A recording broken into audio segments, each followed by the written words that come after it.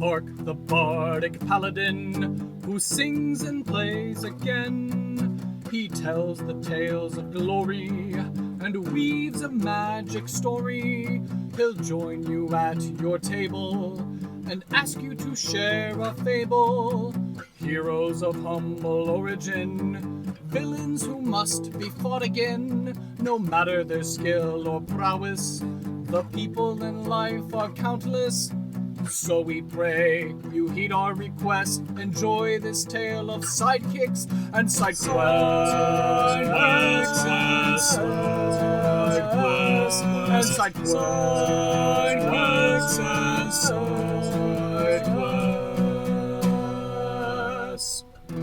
Episode 136.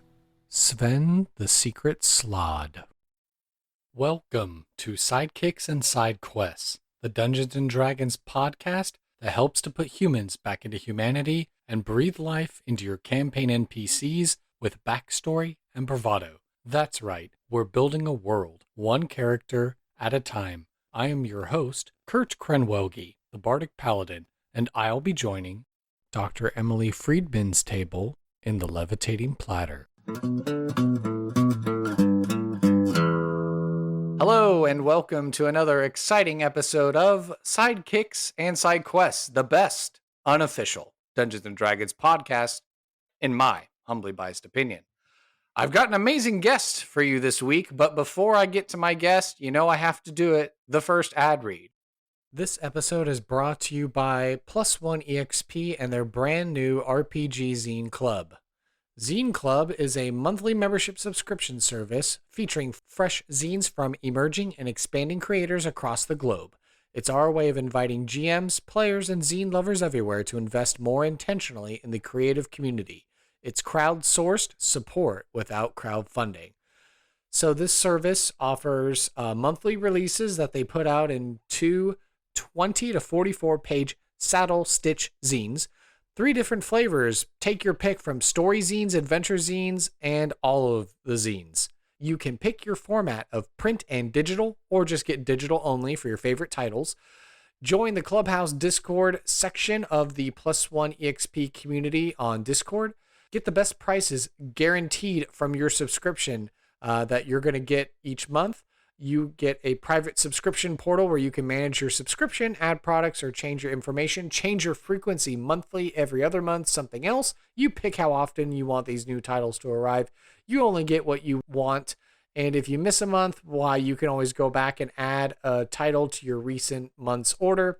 Get an annual surprise each February after your first anniversary. Get access to special content with interviews, how to play videos, special content for Zine Club titles. Get a free pizza if you fill out one of the RPG Zine Club passports, or redeem it for a free pizza at events where Tony is present himself. You're going to get access to new and known designers, the best voices from across the RPG design community.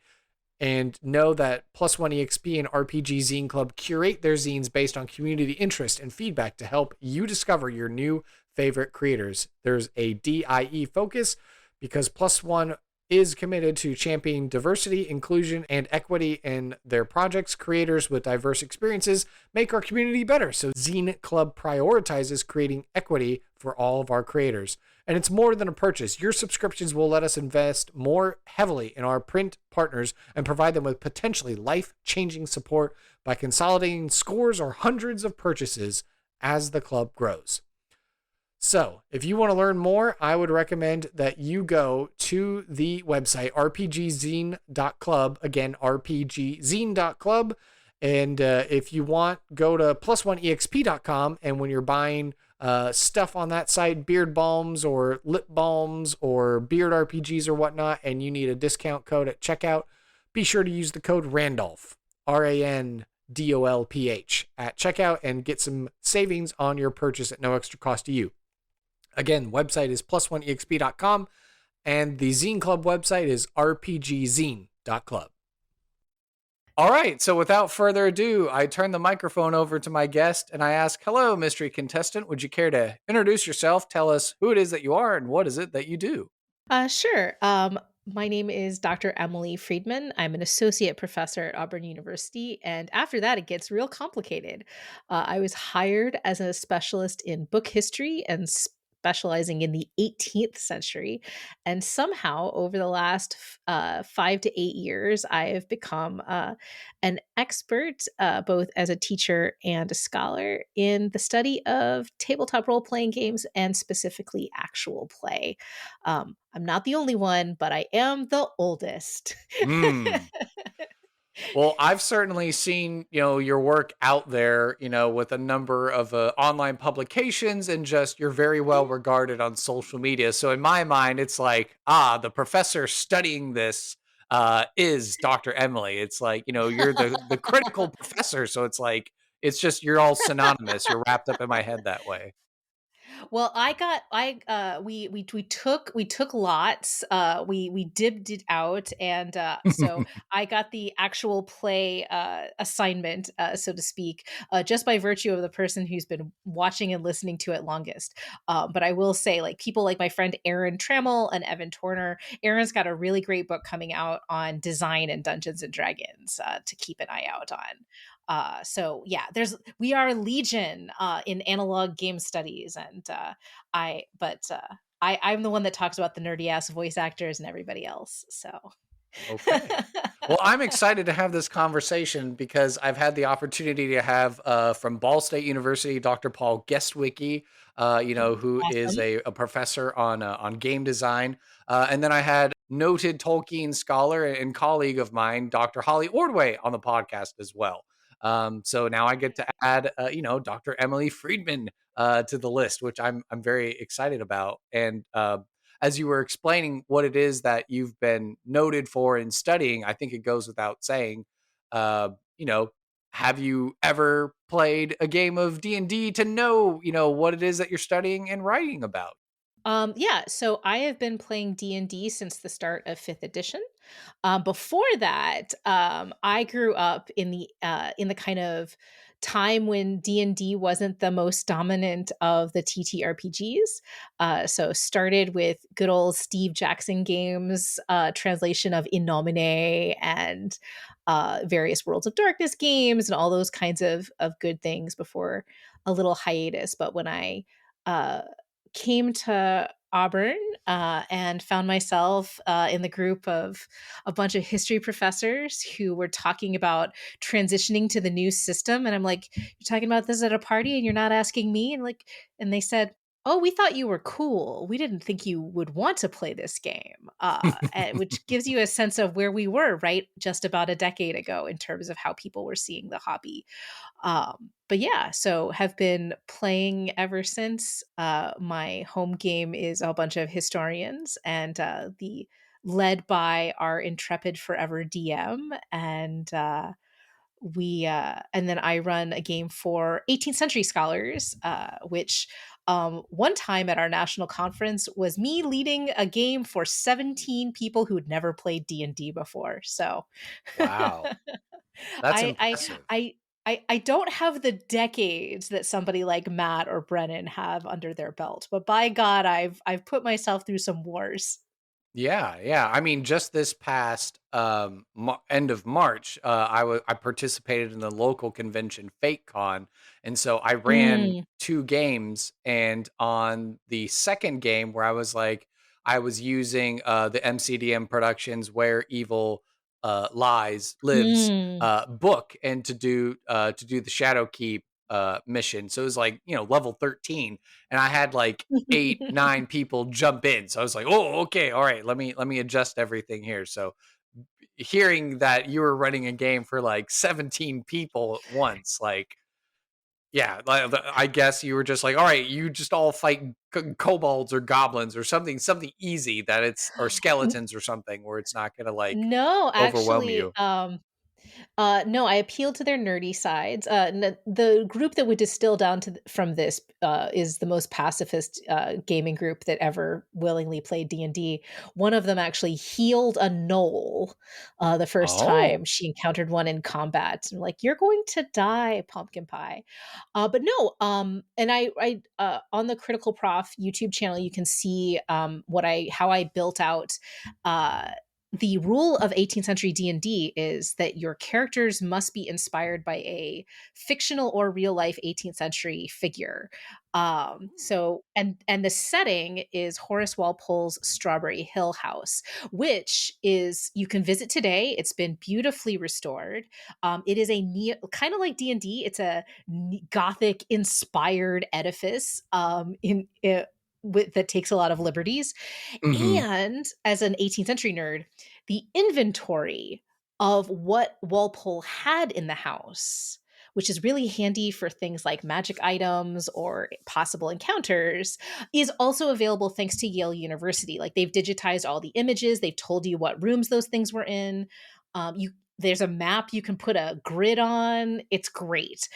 So no, we did a little kind of exploration of the house with the big bad evil guy was noted 18th century novelist and sugar plantation nepo baby William Beckford, who we turned into an incubus, a soul sucking incubus. And in fact, my 18th century party is re-encountering him in the coming weeks. He's come back many years later with Mm. new sugar monsters, which are reskinned constructs, and I think that he's gonna retreat to Brighton to the Prince Regent's pleasure palace that was built in the late 18th, early 19th century at enormous cost.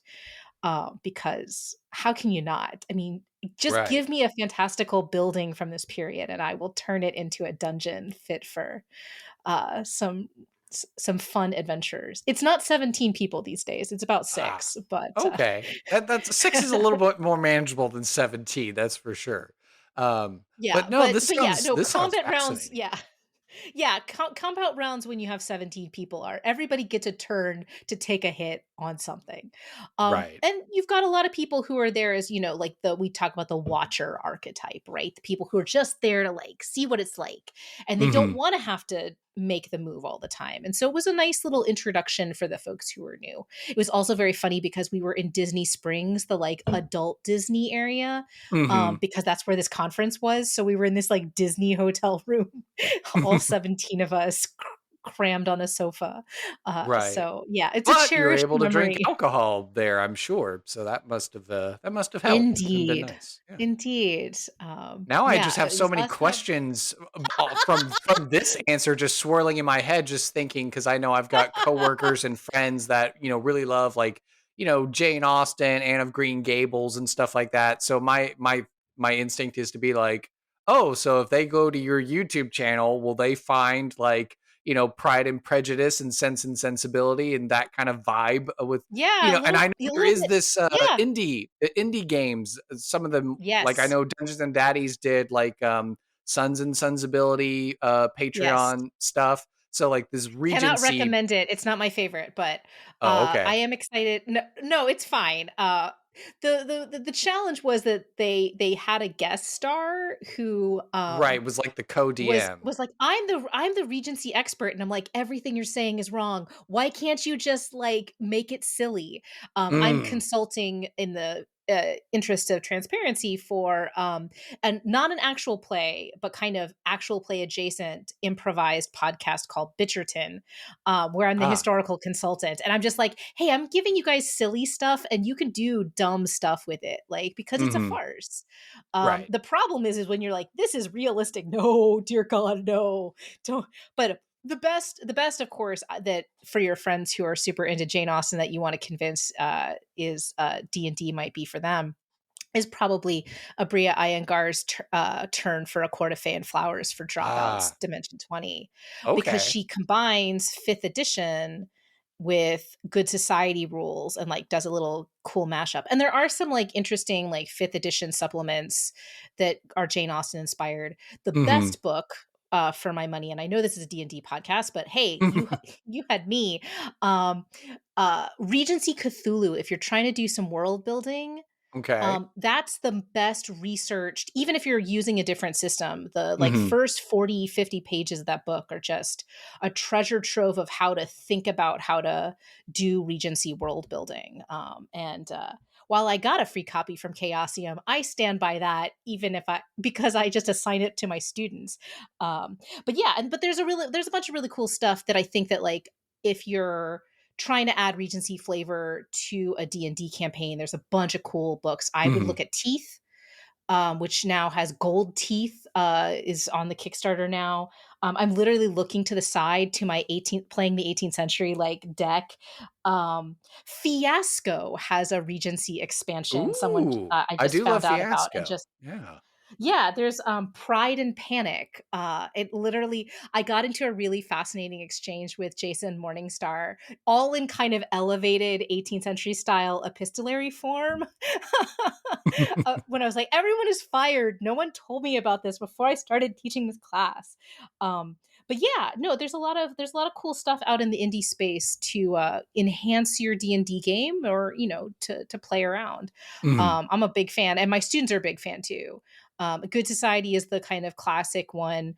So if you're trying to do like relationshipy stuff, my favorite by that same designer, Story Brewers, is their free game that you can download as a PDF on their website, which is called Harriet Wilson and Her Three Sisters, which is a game of epistolary blackmail. So you're writing letters.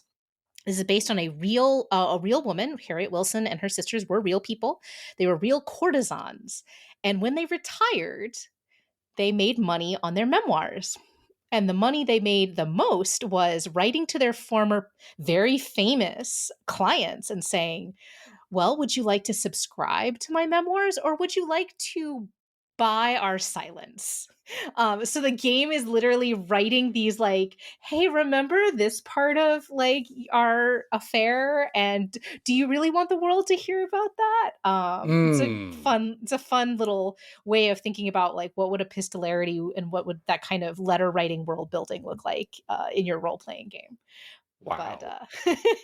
Yeah, and then the only other question floating in my mind, because you were mentioning, 18th century, is Matt Colville did a video about like the first adventure he ever was in, which was it was the French world from the French writer, and it was the Mm, mashup of the two properties.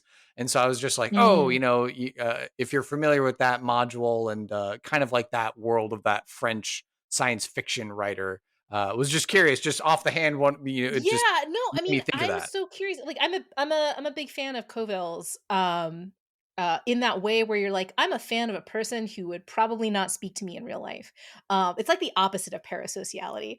Mhm. Um, but no, I don't think I remember that video or that module, which is so interesting because usually that would be like the very first thing to like ping my Castle alert. Amber. It was the Castle Amber module that he was talking about, Interesting. because it's a Um, mashup of like two different things. oh, Is what I right. remember from the video. Yeah, I mean, yeah, I'm trying to remember what it yeah, because it's, who do, um I'm not gonna remember what the mashup is, but I do remember like I've talked about it with this is what happens when you have an oops all historians table, Okay. and many of them have been playing since the early editions of the game. Is all of a sudden the cool supplements come out and you're like, wait, you still have that, or like the Forgotten Realms map you're using for your 2024 campaign is older than some of the people at the table, which is always Ah, really fun. okay. Um, oh, right, I think it's Poe, isn't it Poe? I think it's inspired by Edgar Allan Poe in part, but Um, I don't remember. But yes. Yeah. Well, I mean, I recommend the YouTube video to people to go check it out. It just made me think. I have kind of like a spider web sort of a brain. You're talking about your love and passion for 18th century literature, and I was like, I'm pretty sure that module Colville explained was a mashup of like a French writer and like a more modern Mhm. 70s writer. And so I was like, oh, it'd just be very interesting to you see more of that come alive or be pulled into Yeah, I'm a modern I campaigns. yeah. Yeah, there's at least one video, possibly more, on my YouTube channel, which is mostly just like how I teach. Like there are vlogs. Do not expect high production value, friends.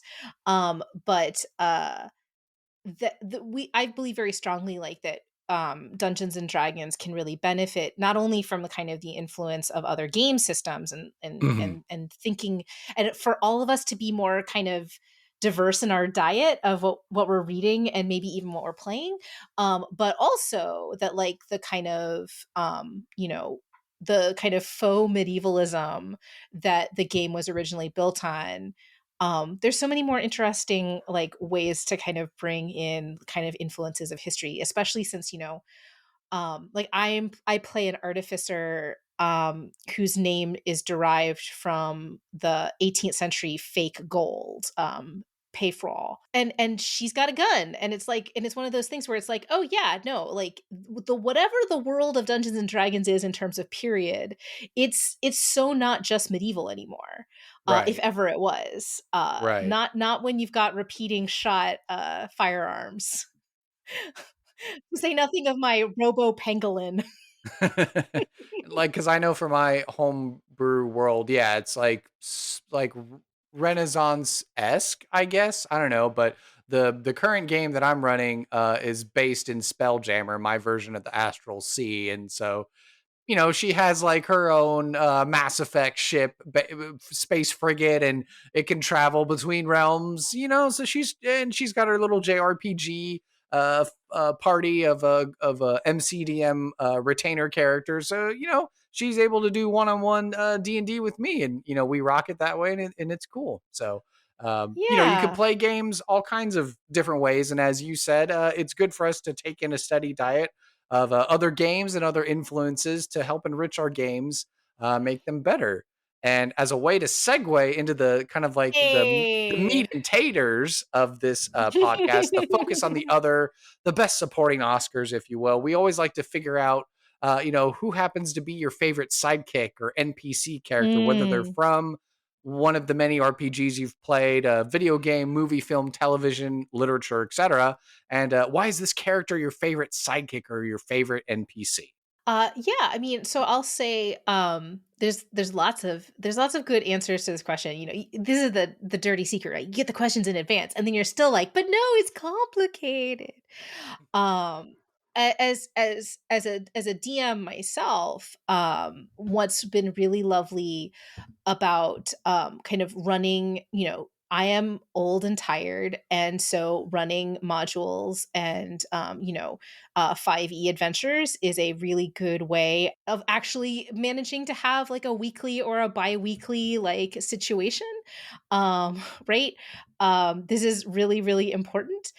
And and I like to kind of pick and choose, especially from the kind of more anthology adventures like Candlekeep and things like that. Hmm.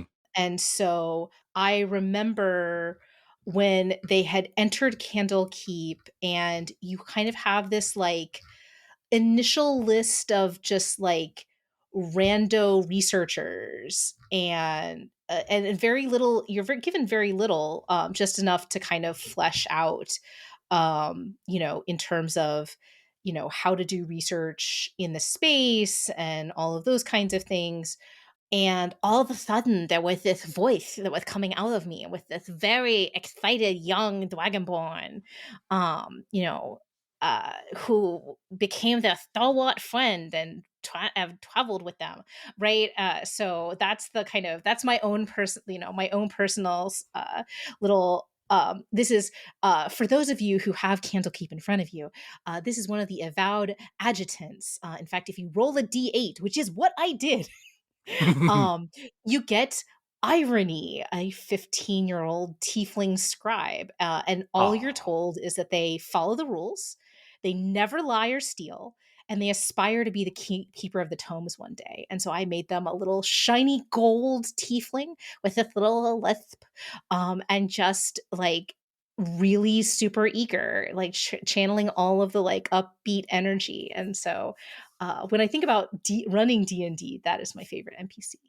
Ooh, that's cool. Yeah, I mean, I know earlier this season of the podcast, I had returning guest Brian Rose, a fraternity brother of mine, and we rolled randomly, and we made like a arcane archivist character, Howard, who was like a fearbolg, who was like a retired adventurer who now worked in like the arcane library. It was like very chill, laid back, and I was like, oh, I feel like Howard would be friends with Irony, and like they'd be like, Irony would be super Yeah. eager and Howard would be like real chill and laid back, like, yeah, like adventurers come in here and they like add to our records and stories, and they're the best kind of attitude. Yeah. Yeah, the 18th century D&D game is like not optimized, right? Like I've already said they're kind of pacifist. They're Mm-hmm. heavy on glass cannons. And none of them are, I mean, we have a druid, we have a more experienced player who kind of does that kind Mm-hmm. of job, but I at a certain point I to make things to allow them to fight, more effectively. Sure. I gave them the insurance policy of like, this little ASMR like life domain cleric who was like all I was like, this is what a DM NPC is for, is like to Mm. keep you alive.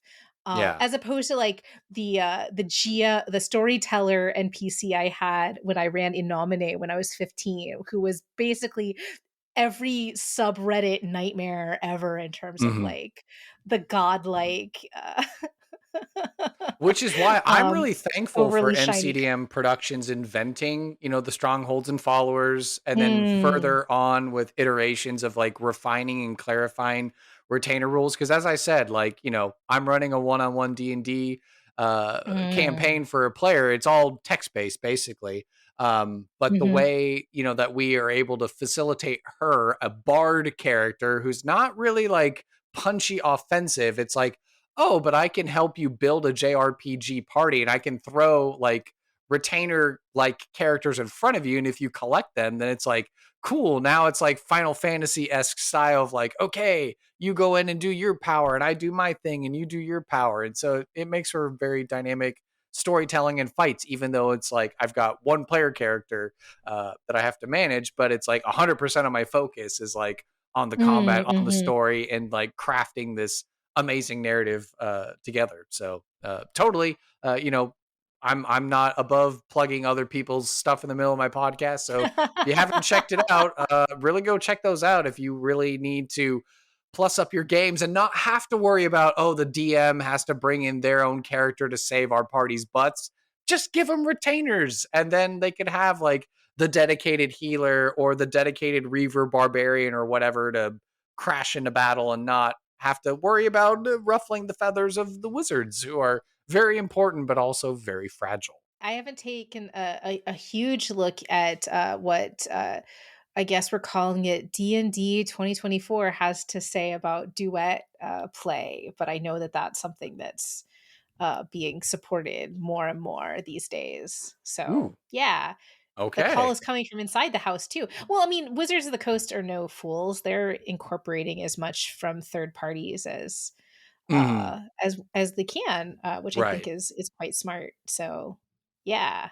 Very cool. And I haven't had my opportunity to read the new rules yet, and I still have to, at the time of this recording, still work on the panel that I did on game design, play, and D&D. So cross my fingers and a prayer that the audio I somehow managed to make work its wonders, and that'll be out soon for Patreon certainly, but for the general RSS feed soon? Question mark. But I think that leads us brilliantly into the next question, which is, what happens to be your favorite side quest or B plot element? Again, same criteria, whether it's one of the many RPGs you've played, video game, movie, film, television, literature, etc. And why is this your favorite side quest or your favorite B plot element? Oh, that's so interesting because, like, okay, so this is when I put my 18th century hat on again, right? And say, like, what's really interesting about fiction from the 18th century that I think can really inspire folks who are thinking about the game and thinking in terms of narrative structure, And, often you'll hear advice from folks who are kind of making reference to kind of story beats and A plots and B plots and all of those things that have kind of come to us, and kind of also kind of ossified, in like the age of screenwriting, right? Like, save the cat, man. But in the 18th century, when before people were calling what we now call novels because they were just writing stories, Mhm. there aren't really like A plots and B plots are like really hard to kind of pin down, in Hmm. terms of, how they're like, and I think that's actually a really useful in terms of like when I think about D&D. Like what I love about D&D is it's so indebted to a form we call the picaresque. Which, by the way, there's a cool, handy dandy card sized game, role playing game called Picaresque, which I just found out about. But I digress. Which is appropriate for the idea of the picaresque, because all it is it's the form for adventure. So it's episodic. You never know when it's going to end because there's no like rising action, falling action. They're the stories of rogues on the road, right? And they're just Mm. having adventures until the adventures stop. Which is kind of, I mean, I don't know about your D&D campaigns, but that describes a lot of how I run the game and a lot of how I think Mm. about it. So I almost want to kind of think about, um, the kind of digressive potential of something like it's a novel, or we call it a novel now, without Mhm. an A or B plot. And it's the name of it is Tristram Shandy. It's from the 1770s. Oh. It's thinly veiled biography. And the conceit is this guy is trying to write his memoirs, and he can't get past the story of his own conception and birth because he endlessly is digressing. He's endlessly telling you interpolated story upon interpolated story from other parts of his life. And it's all the more moving when you realize that, Tristram Shandy becomes basically the corollary, the like he is like the author Lawrence Stern is very much associated with the character that he writes, and he's literally writing until the day he dies. And so so people like debate about whether the novel actually has a conclusion that Stern intended, or whether there was another volume that was going to happen.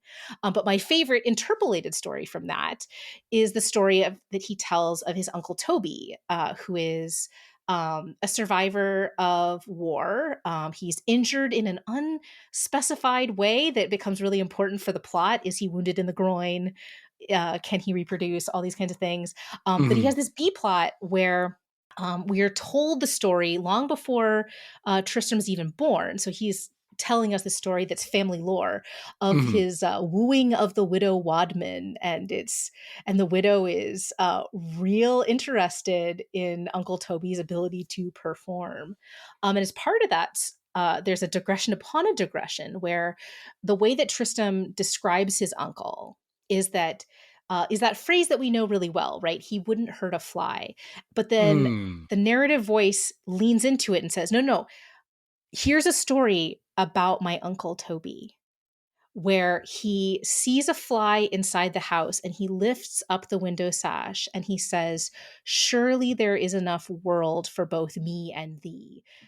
And that's the idea of like this man of who has been marked by war, who is like doing the military reenacting thing, like that's his hobby all the time. And yet he is like the most gentle and peaceful of people. So a great but one sidekick and B plot, if you want to call it that, in this very weird 18th century experimental novel that also like invented like paper marbling and all kinds of print technology stuff. Also something you can find me talking about on my YouTube channel. I know I've heard of this title, but I don't think I've even dared to crack the spine on this one and attempt to read it. But I know I've heard my wife talk about Tristram Shandy of like, oh, I had to read Rent it for this or that. Yeah. There's a great movie adaptation which should not exist, in the sense that like this is a novel that's impossible to adapt, right? Because it doesn't have a linear plot. Mm. But it's beautifully adapted into a movie called A Cock and Bull Story. Great movie. It's very meta about the impossibility. Like it's Mhm. meta in the same way that the novel is. Steve Coogan is the star. Ooh, The widow is okay. played by Gillian Anderson. There's lots to recommend it. It's a great introduction, and in fact the DVD extras are a really good introduction to the novel. So you may or may not love the novel, but if you want to like introduction to it in less than 2 hours, Cock and Bull Story is great. Okay, very cool. I appreciate the recommendation. I am definitely a movie guy, so I will add it to the lettered box list for me to Hooray! to look at. Uh, yeah, and then the way that we round out the personal interview section of the podcast, I asked the question, Dr. Friedman, what are you passionate about and why? Oh boy, what am I not passionate about? Again, you get these questions ahead of time and you're just like, but there's so many answers to that question. So I'm just gonna go with one of the ones that is part of the daily rhythms of my life, which is that I am a competitive power lifter.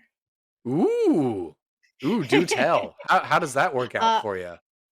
well, I mean, right now, actual competitions still in abeyance for various kind of health and safety reasons, but no, for I don't remember how many years. It might be. It's not quite a decade. I have been training to lift heavy things and put them down again. And it's really wonderfully satisfying in ways that I was a runner before that, and running always sucked. And lifting is deeply, deeply pleasurable. And even when the numbers aren't going up, Mhm. because you got ebbs and flows and things like that. But Sure. no, it's great. And I am trained by undergraduate majors in like either physical therapy or kinesiology or things like that. So they're like Mhm. total nerds, but they're different kinds of nerds than the ones I would encounter when I'm teaching, which is really, really lovely. And a really good like way of like doing all the things that regular exercise and strength training give you, but on top of that, like getting an insight into, I teach at a very large university. Mhm. So you don't always get the full sense of like all the different ways that people can live a life in this very Right. large space. So I it's think also a that's cool little glimpse amazing. into that. Yeah. Yeah. And you get to interact with, a whole other wing of the university that maybe they're not necessarily enrolled in your class, but they're like, Dr. Friedman's coming in. All right, let's motivate her. We'll do some chants. We'll get her to lift. Oh, it's a deeply yeah, it's a deeply intense space. Well, and the other funny thing, of course, is like there's an enormous number, or what feels like an enormous number, of people who are super into TTRPGs who are also super into different kinds of lifting, Mhm. right? So, obviously people can think of like stuff like Jox Machina and, people like B. Dave Walters or Jesse Jerdak or folks like that. Mhm. But yeah, so it's like it's another one of those like if you go in the like DMs guild and stuff like that, there's like D&D inspired like workouts and things like that, which I Mhm. find hilarious. But yeah, so it's also an interesting it's been interesting to see how there's like overlapping nerddoms, and yet no one yet has made merch that is a good lifting shirt, a good grip shirt, because Mm. lifting shirts have little grippies on the shoulders to help you either grip the bar or grip the bench when you're on it. Mhm. And no one has made a good D&D version of that. Well, that sounds like an open market for you is all I'm saying. Yeah, that's an open market for Oh you no, to. I'm not. I am so not a merch person. My credibility in this space is that I'm not selling anything, including the book I'm writing, which will be Ooh. you will be able to buy a physical copy if you want it, but we're hoping that it'll be open access for everyone to read. Well, very But cool. yeah. I mean, you in the podcast audience obviously can't see. This is an audio medium only. But I'm a very tall and skinny guy, 36 years old, that's, beginning to understand the effects of aging and like, oh, doing something like running on the treadmill or lifting weights or something like that would be very good for someone of my size and weight and point in life. And so I'm just wildly impressed that you're just like, my thing I'm passionate about, lifted weights. And I, just a whole realm of degree of respect has like opened up for you. And I'm like, that's so cool. Like, that's a cool answer. I want to do better for myself, physically. And so it seems like, oh, well, I definitely got to be following Dr. Emily now to make sure that it's like, are you drinking your protein? Are you getting your pre-workout in? Are we ready to crush Well, these numbers today?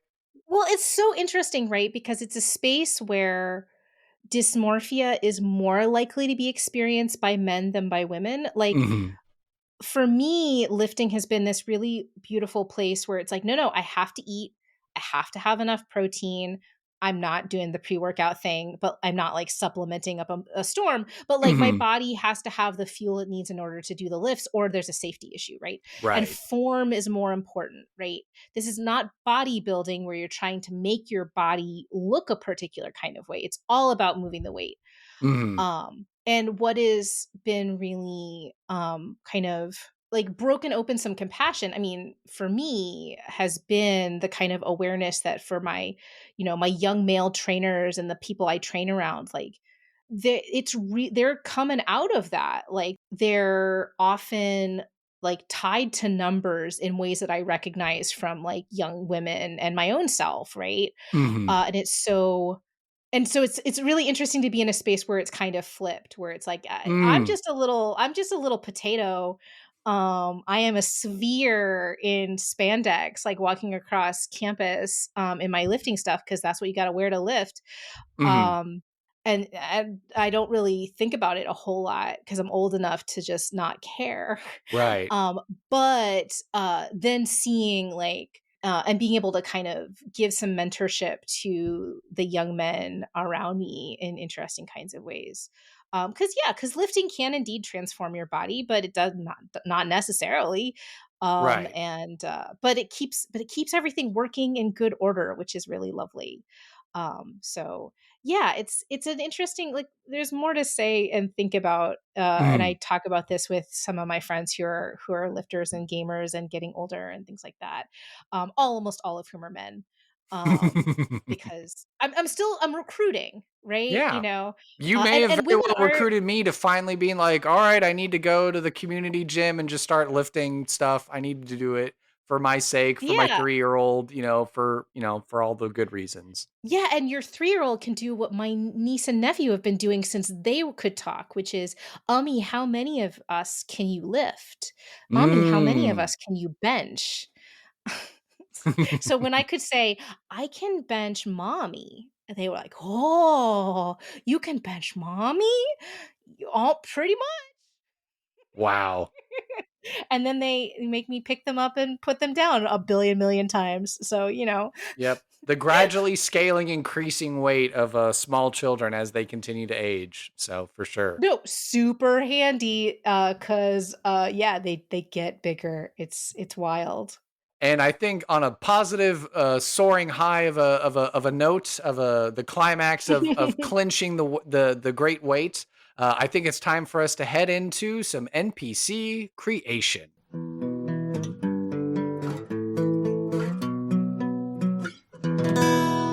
And NPC creation is brought to you by you, the podcast audience, and our patrons from Patreon. So now is the time in the show where we lift up a nice refreshing glass of water or whatever beverage you're enjoying responsibly. I hope. Please enjoy responsibly. So we lifted our glass up to the queen of the Patreon, Goblin Katie, aka Katie Downey, as well as our other wealthy level patrons, including Ansa Jablinski and good old mom and dad Krenwelgi. We say cheers. Again, if you want to join this illustrious crowd of folk and you want to learn about the kinds of rewards that you can get, including the ability to introduce an element of chance to our random tables, why you should go to the show notes below. you should go to my podcast website or just go directly to patreon.com/sidekicks and side quests to learn more about all these details. Help us to grow and expand our operations in this demi-plane and worlds beyond. This is the part of the show where we get to make up an NPC. The idea being that we're adding a new NPC to the general world of D&D, and so anyone can take them and use them in their game. So the question we have before us, are we going to roll the dice randomly and generate a brand new NPC never made or witnessed before? Or do you have someone that you want to share with the wider world, and then we're just going to reveal who they are through the questions? Let's go random. Perfect. Okay. Well, if you have your dice at the ready, whether they are physical or virtual, we can then begin to figure out who we're making today in NPC creation. And the way we begin NPC creation is we need to figure out the name of our character. And the way we do that is we roll a D20.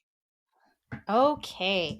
I am rolling. For those of you who are curious, I'm rolling with my artificer dice that are in my dice bag these days, which means I'm rolling with a brass quiddy d20 in honor of my friend Abria Iyengar.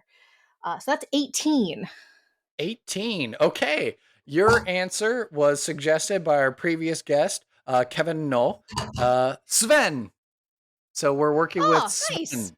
Yeah. So just Sven. So a nice, strong Okay. Nordic name. Okay. And then the next question we have to ask ourselves is, what is going to be the ancestry of our character? We determine this with the roll of a D100 or 2D10s. Oh, can do that. Hello, friends. All right. Do. So that is Abria, why your handwriting so bad? 71. 71 as I scroll down the list. Okay. We do allow for, re-rolls in case you're not feeling it. I only say that just because it just seems to be like certain numbers get hit more times than not. So this Okay. I know this season we had a blue Slaad earlier, and with the 71 you get Slaad, and that could mean any category of like blue, death, gray, green, or red.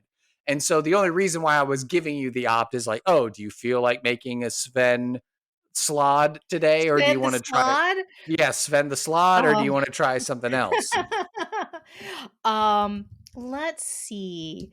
Sven the Slaad. I mean, I do love a good alliteration. Sure. Okay. Um, If you want to roll with so that, that's let's go. fine with Let's me. let's go. Let's roll with it. Yeah. Okay. So, what kind of slot are you thinking that Sven is? Blue, death, green, gray, green, or red? I know red and blue are the more like grunt ones. Greens are the spellcaster. Grays are the ones above that, and then finally the death slots are like the big bad toads. Right. I'm feeling this. This is like I feel like this is a green situation. Ooh, a spellcasting slot. Very cool. Yeah. Uh, Come on. Yeah, okay. Okay, so Sven the Green Slod. And then let's see, the next question we have to ask ourselves, what is the job or role in society for Sven the Green Slod? This we just roll a regular D10. Okay. Hello, D10. That is 6. Okay, your answer was suggested by previous guest, Dr. Stephen Trinkle. Hey. Sven the Slod is a lecturer at a conservatory or university. I love everything about this so much. Ooh, okay. Well, it sounds like the dice are definitely speaking to us They're today. telling a story today. And then the All final right. dice that we get to roll before we take a slight pause and do some more freeform styling questions is what is the age range of this particular character? Let's roll a d8 and kind of give ourselves like a rough idea. Okay. We're giving some extra sauce to Sven the Slod's roll on this one. 8. Immortal. So Sven That is tracks. immortal. Yeah. So he Okay. might be a lich. Ooh, you think? I mean, let's see. I mean, it wouldn't be a putrid Slaad, if he I mean, or would he? But he would be a putrid Slaad, I think, if he was a lich, so that's not great. But maybe he's an aspiring lich. He's like a wannabe. Ooh, he's a wannabe lich. Okay. Or maybe he exists Yeah, he somewhere where time has no meaning and that's how he's quote unquote also immortal. that part, there's many ways. Okay.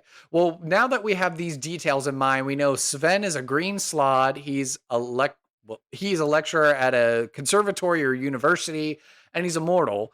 So when we have all these details in mind, Which makes tenure even more, kind of permanent. Because I'm assuming it's lecturer in the UK sense. yeah. So then, what comes to mind when you're thinking of a physical description of the character? And I did happen to pull up the Forgotten Realms wiki just in case we need to like jog our memory of like what is a green slod supposed to be. Well, I think so. I know they're like frog adjacent, or frog like, right? Yeah, like space toads, I think is what Colville Right. calls them. They're like interdimensional Oh demon space man, this toads. this episode is haunted by the ghost of Matt Covell. Whether he likes it or not, somewhere, He's just a big influence on me, that's for sure. uh, Yeah. somewhere, self-devised electronic music is playing. Mm. Um, but yeah, so I would say, given that he's an academic and not Mhm. like a powerlifting academic like me, that he's gonna be, I think, on the shorter side. I know that like the Slaad range is really tall, but like so he's Mhm. like, I would say, like in the humanoid range as opposed to being like 7 feet plus. Okay, yeah, So because it does say that they're definitely physically similar to blue slot-eye, standing at least 7 feet, but often sharing their height, weight, and build, albeit being more gangly. Skin mostly a pale yeah. mottled green, but otherwise also identical to that of the blue slots. High foreheads, wide mouths, long claws, although by slotty standards, their claws were actually short, and the frog-like bipeds had the ability to take on other humanoid forms. So, another interesting question, is he masquerading around as like a different humanoid sort of species and hasn't revealed that he's Maybe actually that's a where we slod? maybe that's where we re-roll the D100 roll to see what like the permanent like masquerade in the conservatory is. Perfect. I love it. Yeah, let's do it. All right. So that is nice. 69. 69. Yeah. Okay. Is that D- weirder or less weird? well, because I Or is it tried to still go the through. Slaad range? Well, I tried to go through the all of the books physically that I have in my possession, literally flipped through every stat block and was like, okay, can you speak a language or at least be able to speak some kind of language? And so a Mm, 69 is supposed to be the quarry, any kind. Now, I don't actually use quarry in my homebrew setting. I know they're supposed to sure, be sure. like the dream dimension people that that combine with the Kalashtar to make Right. humans into Kalashtar. So I don't know. Do you like that, or I don't know if that even Huh. has a I physical I body. I'm like, oh man. You can re-roll as This many is all D100s, and we no, could get no, something no. that look. I wanna yes and can I curse on this? I try to keep I it wanna family yes friendly. no, that is completely valid. I want to yes and the total snot out of this. Okay. So how do we yes and? Okay, so we know that I also have the Eberron wiki up for this Ah. purpose. That there's like elf, predominantly human with elf and fiend ancestry, and then the quarry kind of like that's where the quarry embody. So, hmm, uh so yeah, so they don't have like they like are kind of numinous in some way, shape, or form. So how do we pull this off? Which is the real identity? Can you masquerade as a quarry? Um, oh, I know. No, no, no. There you go. You just have you just have somebody you just have so basically what you have is a Slaad who is saying they're really a Kalashtar to just like to explain their stuff. Oh, I see. So the slot eye appears as a Kalashtar. Yeah. So it's not really a quarry, but like the implication is Oh, like there we go. there we So we get go. it forward. We Okay, can so we can make this nonsense work. Come okay. on. Okay, so so we're at so this green slod takes the appearance of a Kalashtar, but their name is Sven. And I know, I mean, obviously, a DM can play with naming conventions. I know there's like a whole official thing with like how Kalashtar are supposed to get their names. So it's just kind of interesting that it's Mm, like, I'm Sven. It's like, oh, that's a very unique Kalashtar name. It's like, yes, it is. Is kind of how I am exactly. interpreting it. Yeah. Yeah. No, I think that yeah, I think that makes sense. It's like or I am known as Sven. Like, I'm keeping the name a secret so Oh, that like right. we can They're spelled, uh yeah, because I definitely subscribe to the idea of like true arcane practitioners want to obscure what their real name is so that way you don't have power over them. So was just like, yeah, yeah, that's my Sven is the name I go yeah, by. if people have not seen the new Wizard of the Citadel that Brennan Lee Mulligan and the Worlds Beyond Number folks have created, which is all about the name cloak and like secret and knowing the name of the wizard is like super intense and powerful after this name cloak ceremony. Like highly recommend. Super cool world building on Brennan's part. Okay. Worth taking a look into because also the Wizards of the Citadel have all these cool secrets that they acquire at level up, which are Ooh. kind of meta magic-y, kind of other kinds of empowered spell casting, which is Okay. kind of neat. Yeah. Okay, Okay, so so we have we're imagining yeah. the physical appearance then. So how does Sven as a Kalashtar appear then in this lecturer in a conservatory in a university type setting?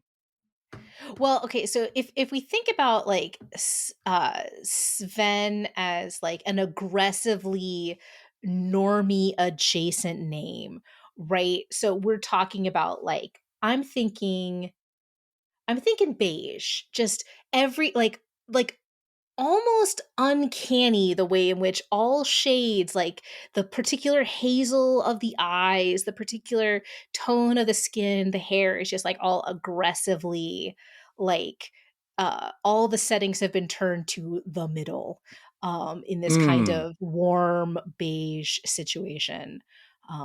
Because yeah, I mean, and so kind of what for a Slaad is is tall and slim. For I mean, basically, the height and build doesn't change between forms because it's a slightly tall. It's a Kalashtar, basically humanoid size, Mhm. medium creatures. So yeah, so it kind of like they're both like gangly, skinny, kind of deals. Okay. Um, What's a Sven a lecturer of? I'm curious about that because if I want to put Sven in my game, I'm kind of very curious to know what Sven lectures about. Okay. No, I'm right there. You said conservatory?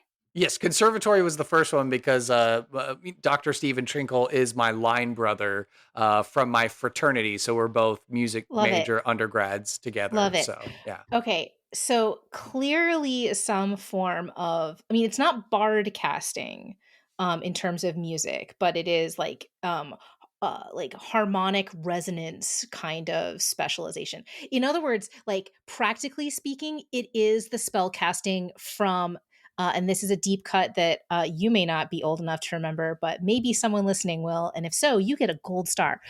Loom, which you can still play today. I encourage everybody to play the old point and click game Loom from LucasArts from ye old 1990, where Wow. the player where you are Bobbin Threadbare and you learn how to cast based on notes, and you're basically acquiring new musical notes as you go to be able to cast more and more powerful spells.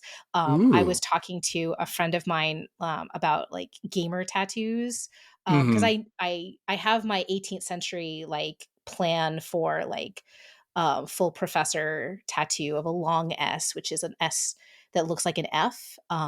It's Mm. haunted me my entire career.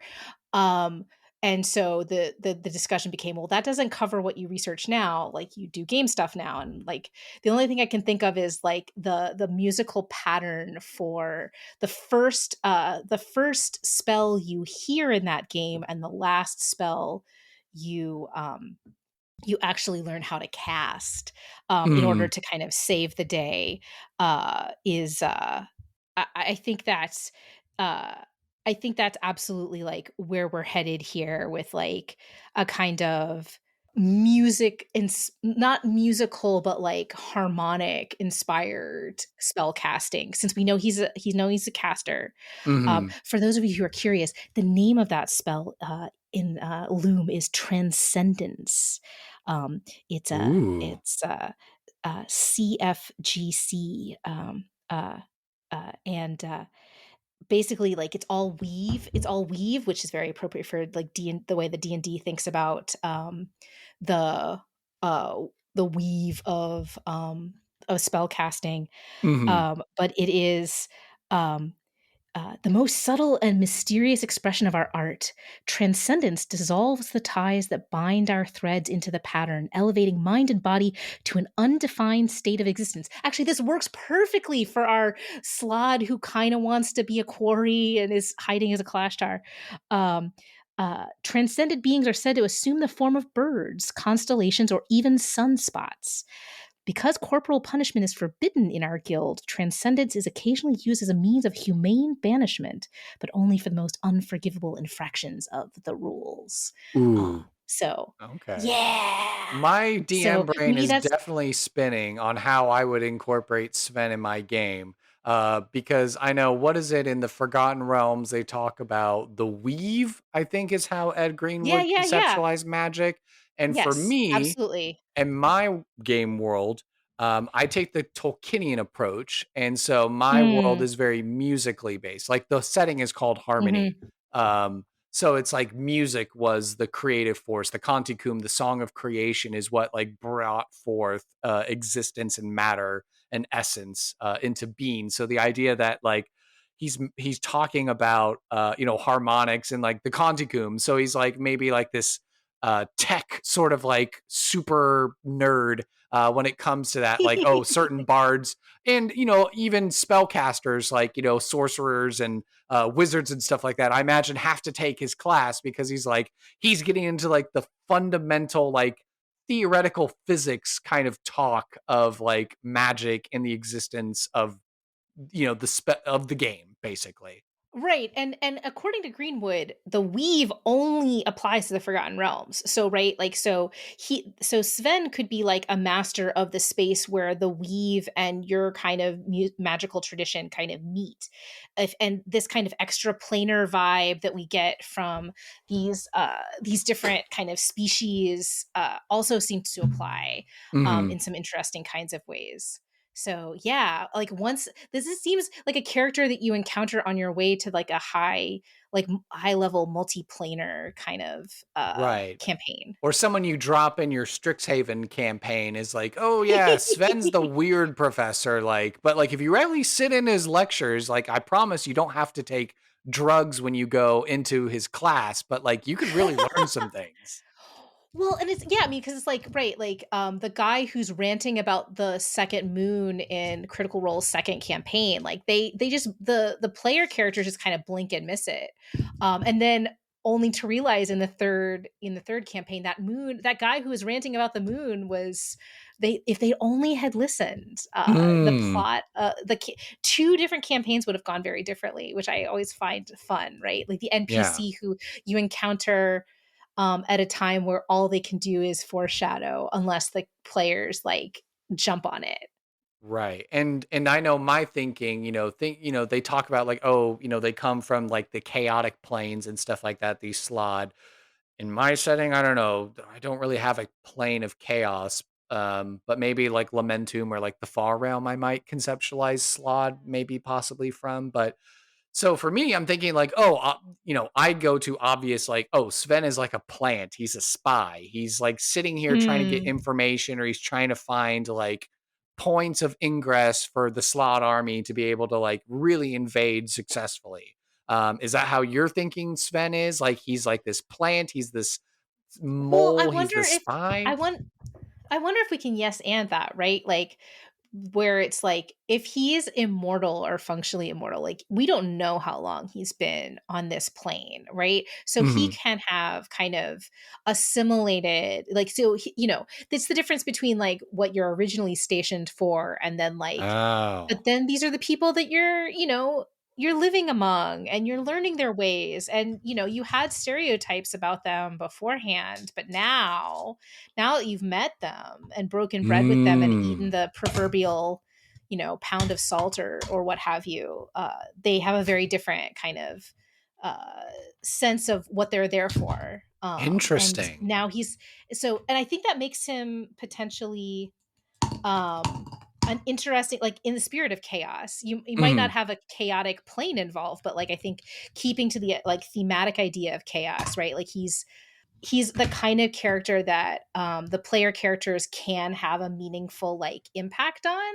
Like they could move him one way or the other because he's this person between in these kinds of ways. Like he's got his orders, but those orders were a long time ago, and who Mm. knows if the people who gave those orders are still around, right? Or Okay. still have the same agenda.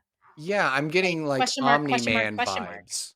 I'm getting Omni-Man vibes. Like, so the Viltrumite who's here for all this time and only now like just gets around to executing his master plan of invasion, or he's like, oh, actually I've had a change of heart and I'm now one of these people, and so that and I've abandoned my plan. So very interesting to like again, as we as I'm staring at the Forgotten Realms notes where it's talking about like, oh, they're utterly selfish beings that thirsted for magical might and got defensive about their weaknesses. So it's like it's potentially he's moved past that point, and so he's just here and now lecturing on this stuff because he cares about it.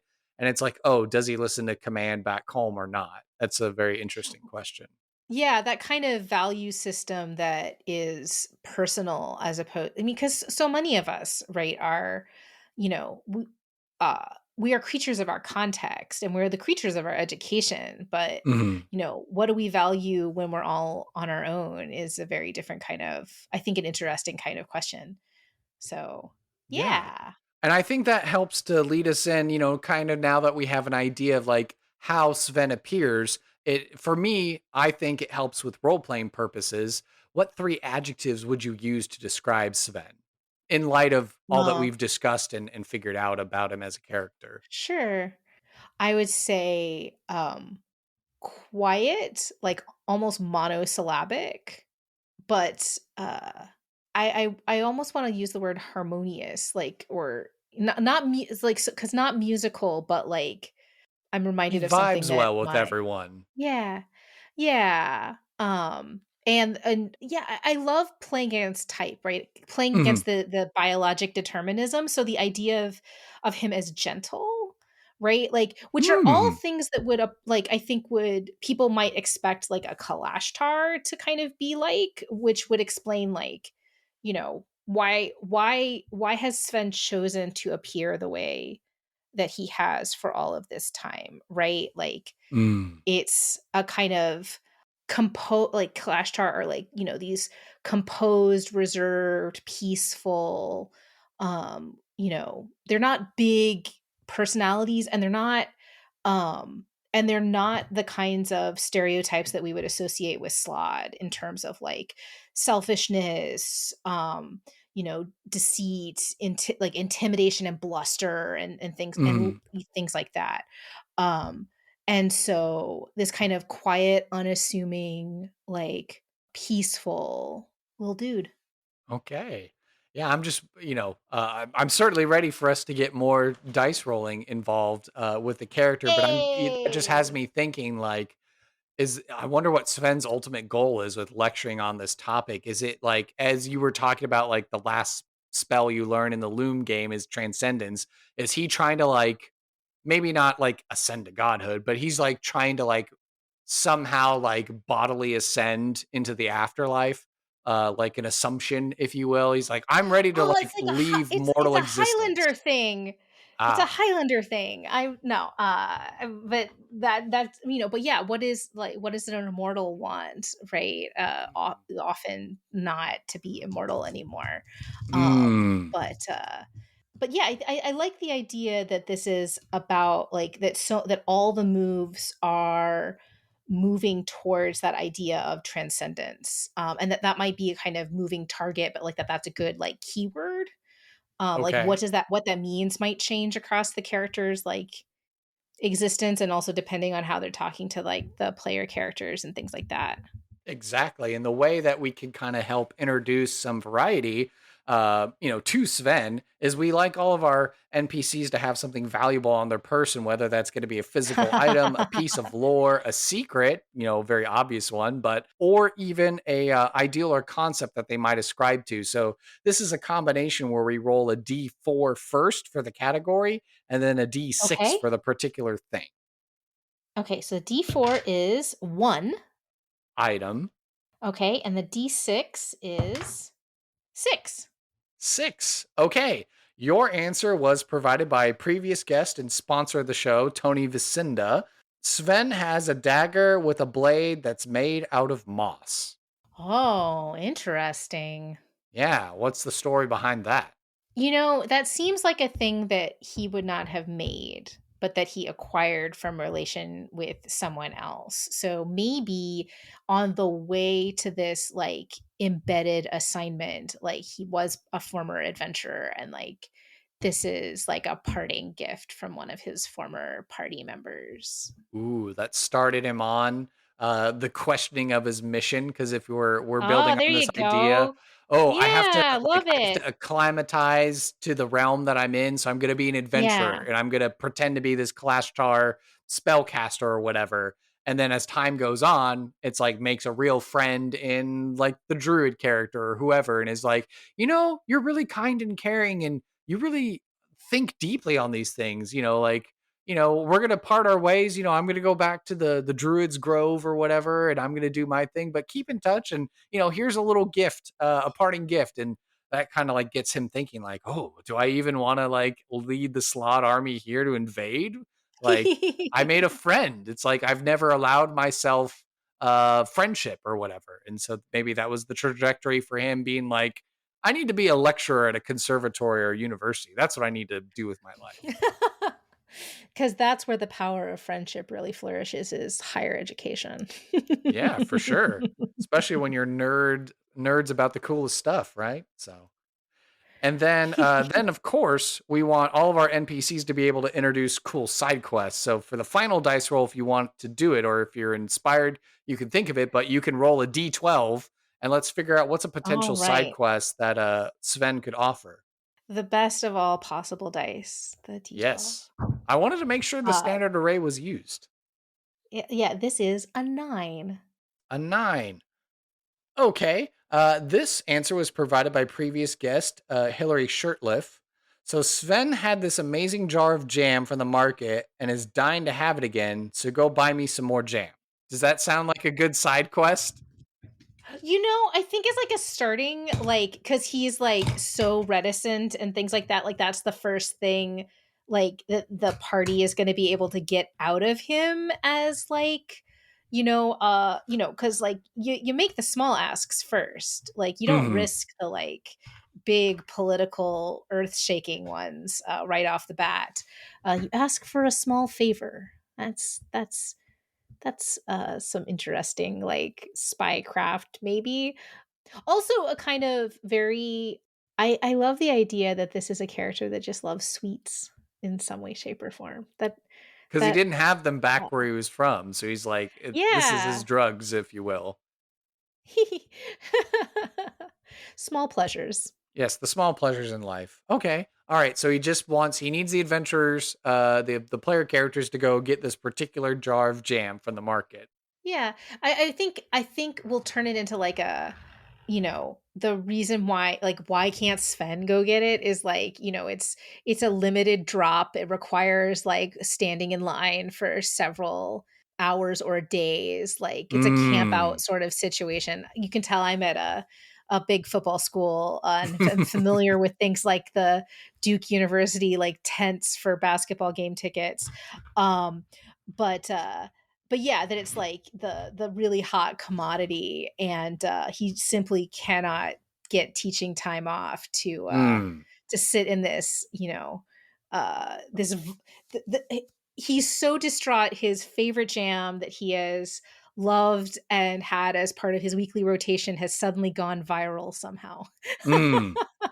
However, that makes sense in your world building. It has Right. become horrifyingly popular, and thus something that people line up for. Oh yeah, yeah. Okay. All right. Yeah, yeah. So there's some stake behind this. The player, because obviously we want to leave choice to the players. So, we have a reward and we have like, the consequence of failure or refusal. So, how is Sven gonna reward the party? So it's a Sisyphusian or arduous task, Herculean effort to go to acquire this jar of jam. How does Sven award the party when they come back with the jar of this fabled jam? Well, I think that for a low level party, this is going to be like a disproportionate amount of gold, right? Like relative to the task. So and that actually might even work for a higher level party if they're like really beat up after, like if this is like a interlude sort of adventure, like this is a way of getting some coin. And if the party isn't amenable to that, there might be some like magic, like low level kind of common magical items or things like that that might be useful. Like, or he might be the NPC that you come to, like if you're looking around for some restock on healing potions, and it's like, oh, it turns out like the person who has the most of them in town is Sven. And Mm. Sven is more than happy to. Sven can make the potions again or get them, acquire them and by hook or by crook. But this Mhm. jam thwarts all attempts at home cookery. Yeah. Uh, I so, definitely feel like uh, Sven would be like the gate behind like some like very rare, even maybe even like legendary stuff. Because if he's this lecturer, he's like just acquired stuff from his adventuring career, or for things, sure. students bring him like interesting artifacts and stuff like that. And because what he lectures about, and he's like, oh, this is very interesting. Yes, we need to preserve this for history and stuff like that. So it's him buying more into his like professorial task and place in life. And so the adventurers come to him. It's like, hey, you happen to have a legendary holy avenger. We could really use that in slaying a demon lord. It's like, oh, well, I really would love a jar of jam. So maybe you could No, just no, get no, that for me. no. No, what I love is the idea of a sequencing of tasks, right? It's like they come for like the initial whatever it is that they need, like either gold or like some kind of low level thing. And then Mm, somebody with a good investigation or perception check clocks, and with good arcana clocks what's in the room. hmm And then that becomes a like, okay, so that's the next kind of task or something along those lines. And then it becomes this kind of you've got yourself a whole side quest, like a whole mm. like little necklace of side quests that kind of Okay. can build you through to the legendary item that he's like, I don't really need it, but I'm certainly not giving it away for jam. Sure. Okay. So he basically has you become his personal shopper. Get all the things that he wants or needs because he's like too busy as a lecturer to be able to go and do them Yeah, I mean, himself. yeah, and those things start out as like wait in line for jam, and then all of a sudden it's like, I need the feather from a rock that was killed Mm. yesterday, right? Like or something along those lines. So increasing levels of difficulty, Okay. sort of. It's a shopping list, but it's a increasingly hazardous and onerous shopping list. Okay. To unlock those higher tiers. Perfect. Okay. Yeah. But then the opposite. What's going to be the consequence of failure in acquiring this jar of jam, or even just refusing him outright? What's going to be the consequence of that? I tend to, as a DM, kind of not set like consequences in like you have. In other words, you have to do this. Right. The feeling that you have to. Aside from the idea that like there aren't a whole lot of other options. This is a college town. You can set it so that like what I know about college towns is if the students aren't there, all of a sudden the rhythms of what's open and what's available, and who's shuttered for 3 weeks. He Mm. becomes the only game in town. So whatever it is you need, you might not be able to find it in this town if you're not gonna kind of play ball. The way I was thinking of adding a complication Mhm. is more of like, you could make yourself a little mini encounter table for like who else is in that line, either good or bad. Yeah. People that you might fight for the jam, people that could also be other kinds of allies or informants about other quests you're on or things along those lines. And like, as you wait, if you really wanted to go hard mode, you could like for every couple of hours like roll a random, it does a fight break out Yeah. over this Is it gonna jam. be like Black Friday, and suddenly everyone Exactly. is, like, stampeding each other or something? Absolutely. So yeah, you can weave in some challenge that way, so it's not just a fetch quest, but Mhm. something that's a little bit more ludicrously intense. Because especially right, like y- uh, this may be one of those places where it's like you want to use non-lethal damage if you're brawling here. Either that, or if you are fine with it getting bloody, like this is a wizard school, college town, so like you don't know what the folks around you are capable of doing to you if you start Right. getting into it. You can kind of play it one way or the other, is either like hamstring your players by saying like, 50 this fireball is spells go off. Yeah, that would be, like, the right. worst. Yeah, yeah. Right. You can either work it like these are really powerful wizards and you teach them that lesson, or you do something like, having the structure of something like Waterdeep, where it's like, yeah, you can try to get in a fight and there's going to be some serious consequences if you get caught. So don't Mhm. get caught. But you're Yeah. in the middle of a line, in the middle of the day, in the middle of town, waiting for jam. So, uh, how are you going to obscure lethal force? Right. Yeah, So, and kinda going back to your idea of you were saying, there's other competitors or allies or, rivals in line.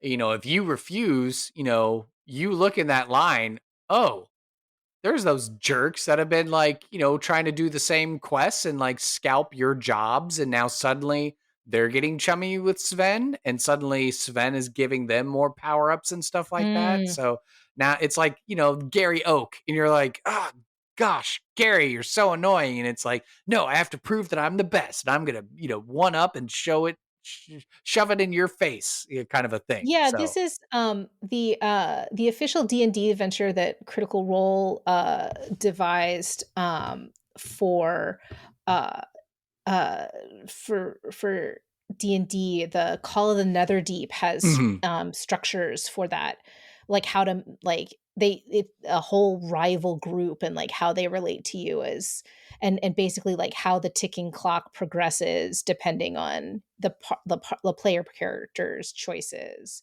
which I always thought was really neat, right? It's like it's I mean, when we're thinking about consequences, right? Like it's so fascinating.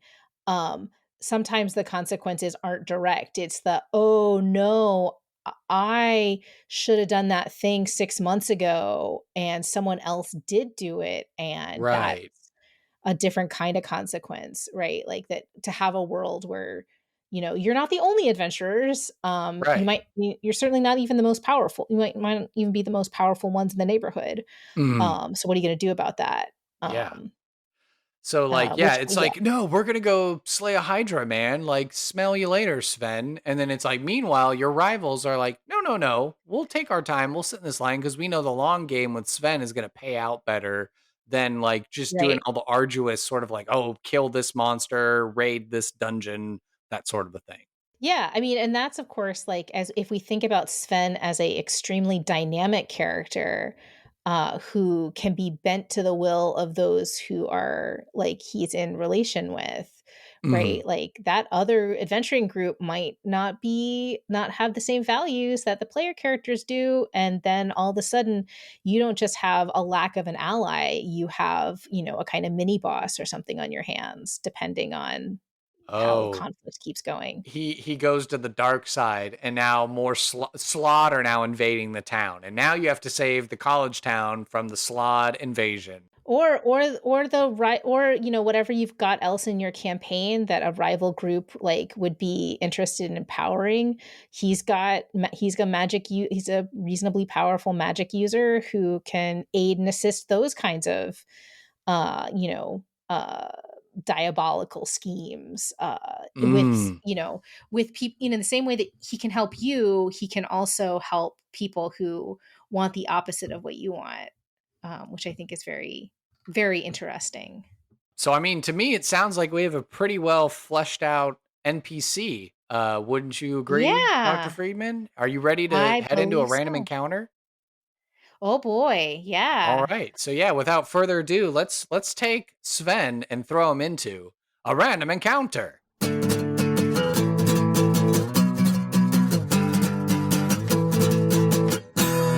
This random encounter is brought to you by my sponsor Zencastr.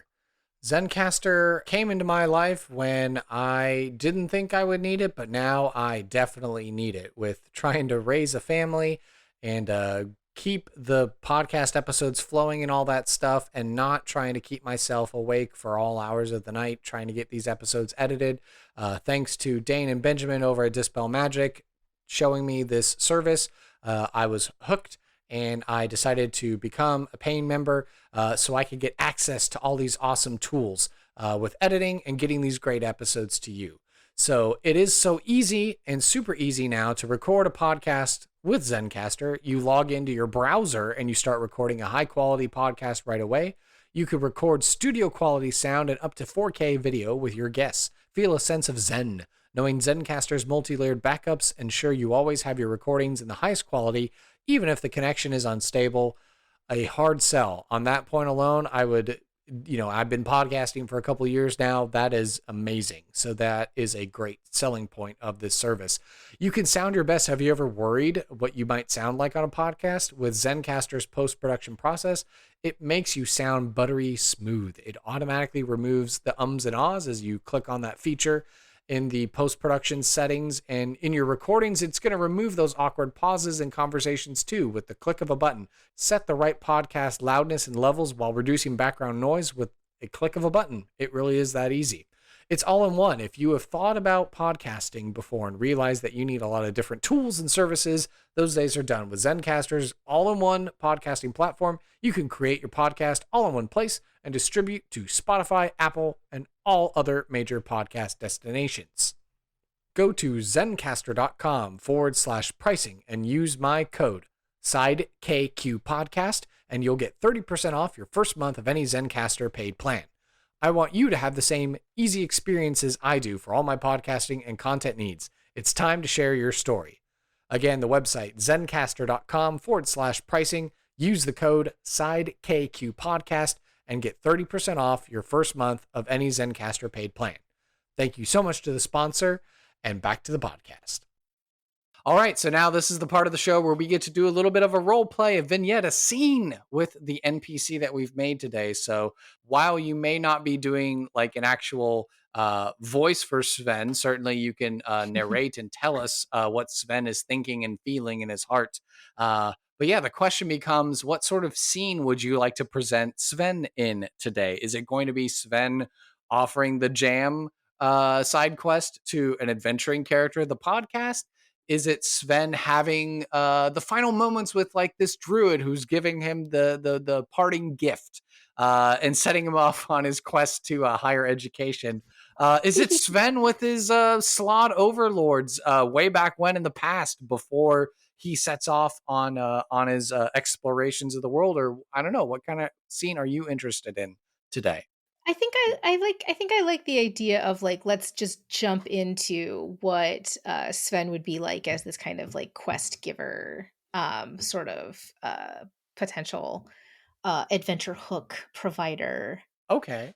So then we've got a whole Rolodex roster of characters from the podcast that this quest could go to. So rattling them off real quick, we've got Duncan, who's the happy-go-lucky adventurer, no task too big, no feat too daring kind of a guy. We have Sonia, who's the warrior woman who started off as a barbarian and then multiclassed into a paladin who serves a god that wishes to redeem the undead. We have Korak, who's the lawful evil arcane trickster roguish dwarf. We have Chrisley, who's the herbalist, botanist, wood elf druid, who then multi-classed into a cleric who serves living memory. We have Orion, who is the astral elf illusionist wizard. I kind of play him like a Spock sort of an individual. We have Agape, who is the lilac-colored tiefling Sorlock. Started off as a Feywild magic sorcerer, and then made a pact with an arch-fey NPC made on this podcast, Prosperina. So Sorlock, sorcerer warlock. And then the newest character that we've made is a delightful little forest gnome, old man necromancer named Lifespell, and his manservant, the skeleton Octavius. Let's go. Let's go.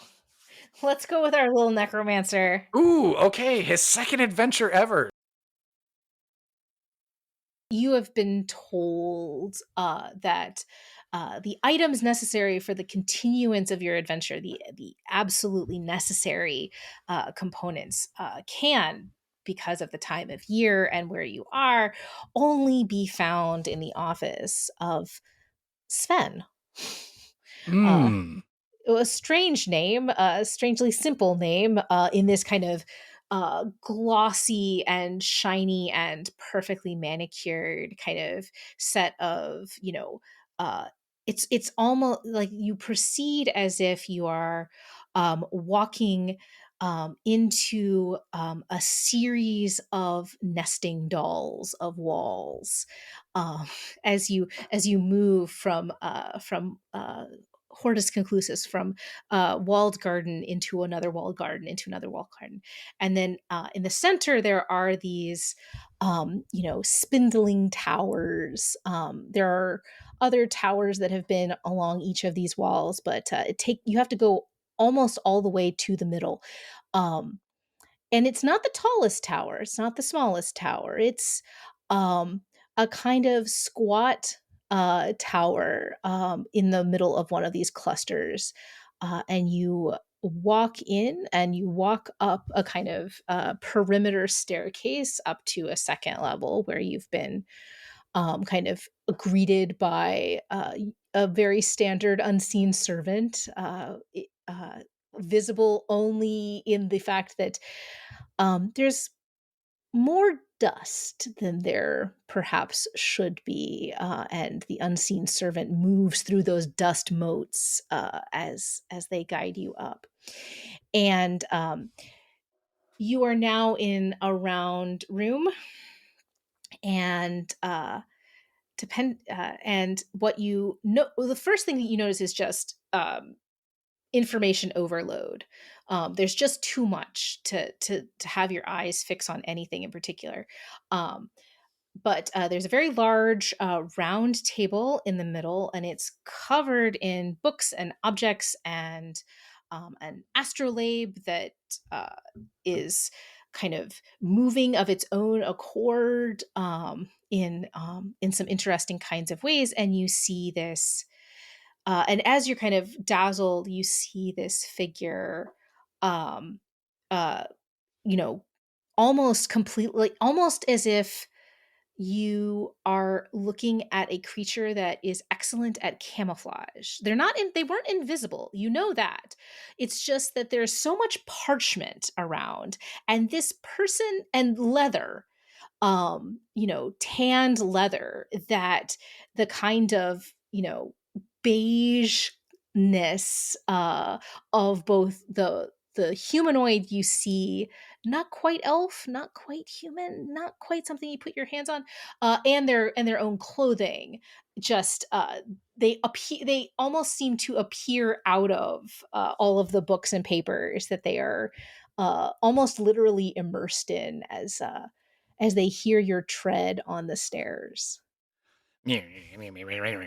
Yes, so as we last recall, Life Spell had met Koratiki, who is the professional Yeti mourner.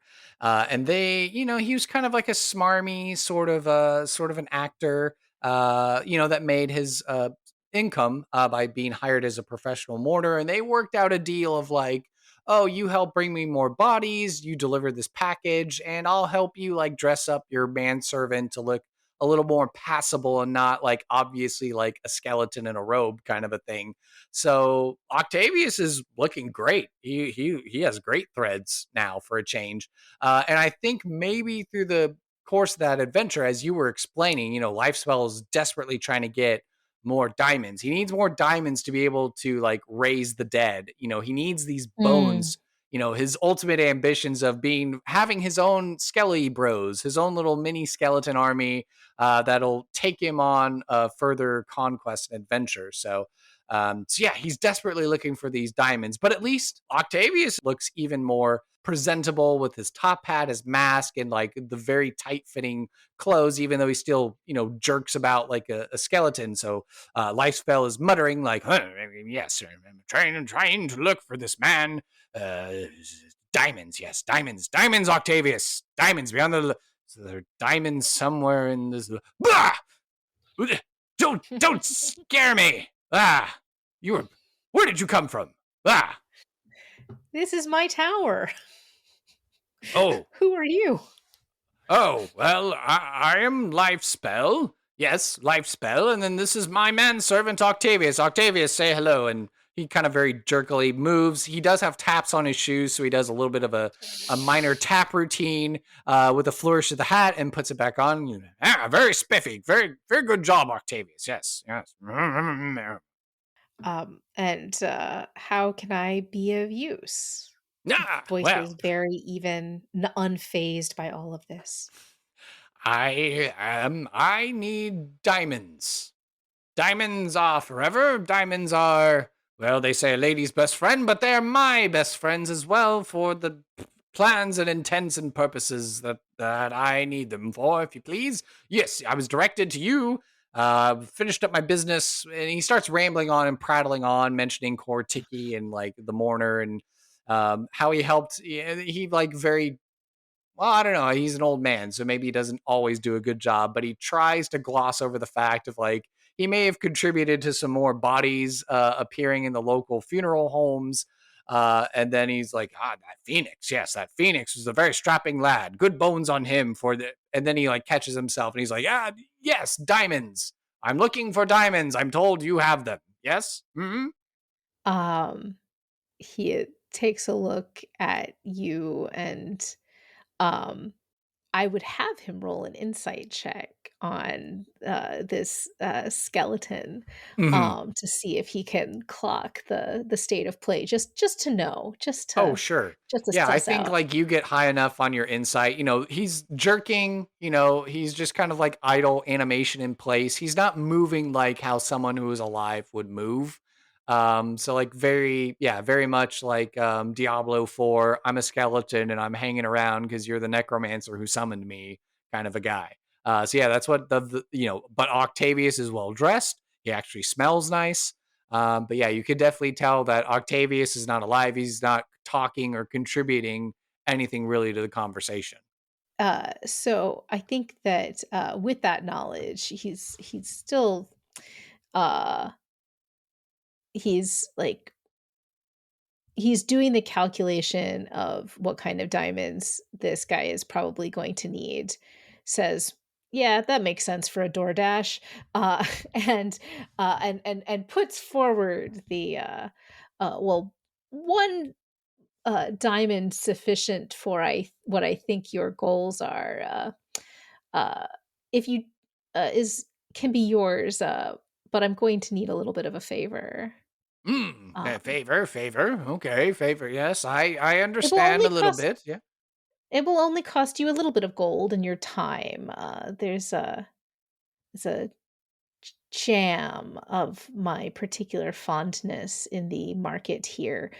Normally, it's quite easy for me to access. However, it now has a weekly drop at noon. Actually, and checks the calendar tomorrow, and you and it's the youth say it has gone viral and it will Viruses. it, Oh. yeah, Hmm. Indeed, I'm not sure what they mean by that, but It's not the diseased, substance is of it? the no, no, it's just enormously popular such that people are, Oh. queuing up, later, tonight. That's when the local guards have said, uh, that, folks are allowed to start queuing for this jam at 4 o'clock in the morning, Oh. for the 9 o'clock opening. So, Oh. so it shouldn't take you an enormous amount of your time, but uh, it's time I need for my own arcane recovery before my unfortunately 8 o'clock in the morning class, and Ah. my schedule just simply won't allow me to queue. And I did try to send the unseen servant, and with with minimal success. Unseen servants not so uh, dexterous or competent. They need very clearly delineated tasks, and Hmm. the queue. I will say the queue does get a little rowdy from time to time. So Ah. that is a small hazard. The youth. Um, Ah. Youth. Good but bones on them. Yeah, There is strong, there is able. also one of there is also one of my colleagues, she is, she got only afternoon classes, and he grumbles, but, she does wait in line, and, she's been known to, start to conjure, some hold person situations, or, Ooh. commands if it gets too much, if she doesn't Okay. get her good place in line. Yeah, the life So spell surprisingly is getting like more and more interested because one, he was going to be like, he was like, oh, well, this is easy. I go to bed super early and I wake up at 3 o'clock in the morning. That's the witching hour, don't you know? The best time to go to the graveyard. And then he trails off and doesn't finish that thought. And then he's just like, yeah, excellent. And I have a very capable manservant, Octavius, much better than an unseen servant, don't you know? So he feels very mighty and proud of himself, despite being, a forest gnome. So he's a very small man. But he says, "Okay, so just wait in this line, start queuing at 4 o'clock in the morning, and then I will just make sure to fight off any uh, restabouts and vagrants and rival professors. It seems, yes, that is the task you wish done." yes, and I just a friendly word of advice, but while they won't allow you to start the queue until 4, you will want to get there not long after you wake up. Just Mm. people kind of mill around in the town square until the legal line is allowed. But no, I Ah. think I can see a way to getting you a diamond for such a task. Any further diamonds, I think, would be require a little bit more effort on your part. But I always have some items I'm in need of. See, Octavius, this was good. Good following your intuition, man. And Octavius doesn't do anything. He just kind of like stands there and idle. Like Life Spell loves to just kind of putter, but he also likes to chat back and forth, kind of like a Wilson, Tom Hanks sort of situation. Like he's inscribed or embedded a personality within Octavius that, Octavius as a skeleton is not able to reciprocate back. So he seems kind of like a insane old man in that way. And he's like, Octavius, I'm proud of you, young man, for using your noggin. Very well, Professor Sven. Yes, Professor Sven. Yes, I see that he looks around and sees Just several Sven books is or fine. signs. Yes, Yes. I will see to it. Um, and so then, what's the final? He just, I think, like very much like an old man, he has his mission, so he's just gonna putter and rather abruptly leave, without really saying goodbye. But is there any final thing that's going to close out the scene as Lifespell and Octavius are shuffling out the door? Sure. As Life Spell leaves kind of very insistently. We do a kind of Indiana Jones like pan out on the kind of massiveness of this space, and we move to a kind of um, dusty uh, high shelf outside of a gnome's eye line.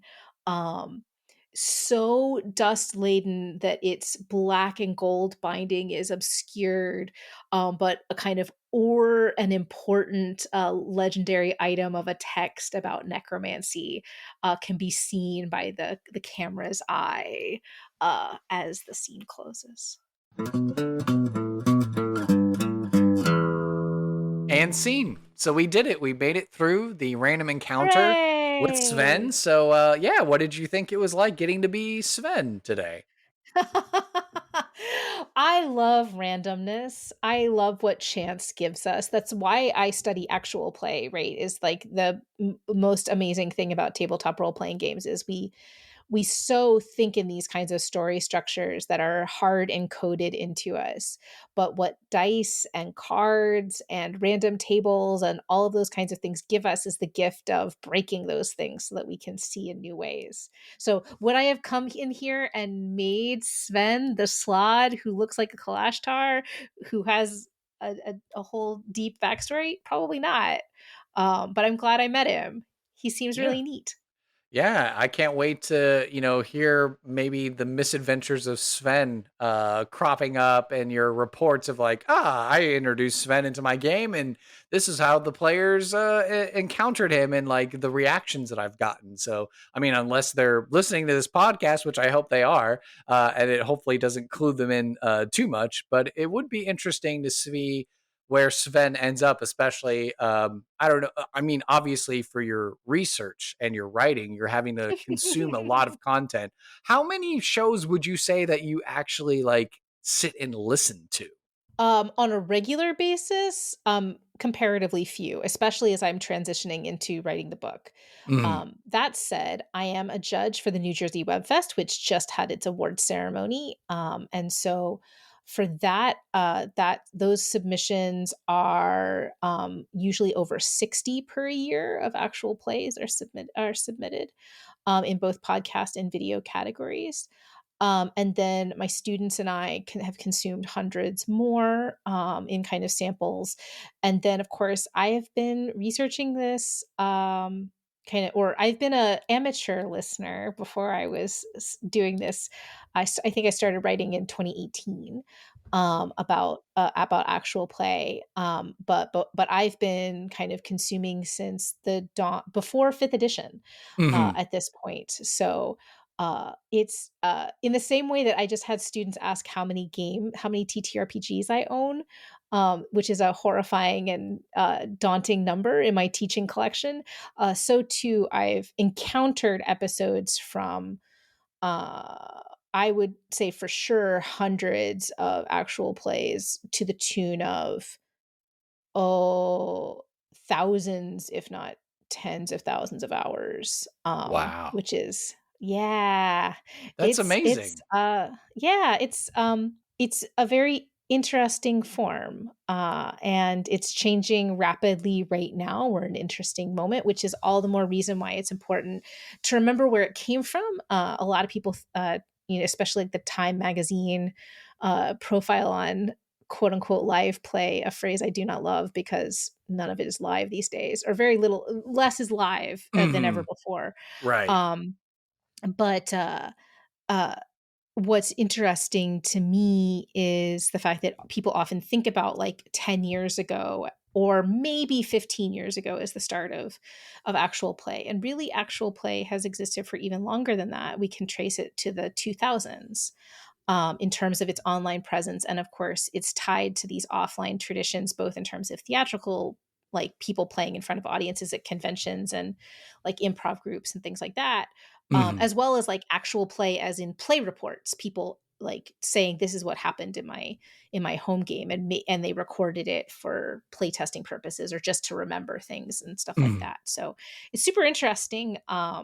But yeah, it's people are doing a lot of different things with tabletop role playing games, and I feel very fortunate to both get to consume a lot of stuff, and these days to also kind of be able to talk to a lot of makers about why they do it and how they do it, and how the sausage is made, everywhere from, like, sitting and looking at the box of doom in Dropout's Dimension 20 Dome, to talking to small makers who are playing online, and everybody in between. Yeah. So, I mean, all that to say and lead up, since you have invested so much of your time and energy into this, and I hope everyone who loves you and loves what you're doing is also listening to this episode for that reason. I can't wait to start hearing Sven stories pop up. And then you're like, oh, it happened. Like, people, well, one, it would be amazing to me because it's like, hey, people are actually listening to the show and using the NPCs that we're making. But it would just be so cool and fascinating for you, since you helped to create Sven and breathe a life and a character to him, to just see how many different interpretations of Sven there are. That might be, an interesting paper in and of itself, if it ever comes to fruition that way. Yeah, these kinds of, I mean, the 18th century, so the 18th century is before the kinds of ways that we think about what copyright looks like now, and intellectual property. And so characters would float around. Tristram Shandy found himself in a lot of things that Lawrence Stern didn't write, to come back to our friend from earlier. Mhm. Um, and it's so interesting, if we think about like memorial characters, and as well as like these kinds of characters who just kind of get around, both canonical D&D characters, but also these like fun characters that we encounter in podcasts like this, or in actual plays, or kind of all over. It's what a weird multiverse we build together. Yeah. Yeah, indeed, a multiverse for sure. Yeah, and so here, in the final thoughts, as I ask for any feedback or critiques, obviously as a, from an esteemed individual such as yourself, but I always like to leave it to the guests. So the platform, the soapbox, the microphone, the stage. So, you know, uh, you know, uh, any other closing remarks, but certainly I want to hear, where you could be found on social media, what projects you have to plug, what things have you got coming out, and then finally any passions or causes we need to be made aware of. Absolutely. So, first of all, we are recording just days after Hurricane Helene has really ripped through the region in which I live and live in proximity and community with, which is the southern part of the Appalachians. Please look into mutual aid, especially for the Western Carolinas, which have been really hard hit. Um, it's uh, when mountains flood, we all need to pay attention, and extend communities of care, because there's nowhere safe from natural disasters, as we are all learning. So that's near and dear to my heart. And of course, please vote. In a couple of weeks, I think before this recording comes out, I don't know. But please, like, when you have the chance to vote down your ticket, vote in your local elections, vote your conscience. The only way anything changes in this world is if we vote. And local elections are more important than ever. So even if you're kind of disenchanted by other parts of a ticket that you're looking at, the only way we move the needle is if we vote. So please, yeah, care for our our friends and neighbors who are suffering the kind of natural disasters, as well as, of course, like, if you aren't already donating to places like PCRF, in order to relieve the plight of Palestinians and now Lebanese folks, please consider doing it in that way as well. You can find my work all over the internet. My YouTube and Instagram handles are both Critical Prof. Critical Prof is a channel I co-host with my friend and collaborator, Dr. Emily Kugler. We are both 18th centuryists, so it's 18th century nerding through a gaming lens. And I vlog all of my TTRPG classes by doing kind of short recaps of what I'm teaching and how. They were originally intended for my students to catch up if they were not able to come to class. But really, teachers and enthusiasts of TTRPGs have really jumped on them. Uh, look out for Bitcherton when it comes out. I was the historical consultant on that project, and it's a super fun one. I'm at work on a book on the history of actual play, a collectively written book on the first 5 years and 20 seasons of Dimension 20, as well as another book that's tentatively titled either Friend DA or The Friends We Make Along the Way. That's going to be far in the future. You can know what I'm doing and how I'm doing it by either joining me on my website, EC Friedman, that's friedman.com, or finding me for the German word for peace, FRIEDE, basically across most socials.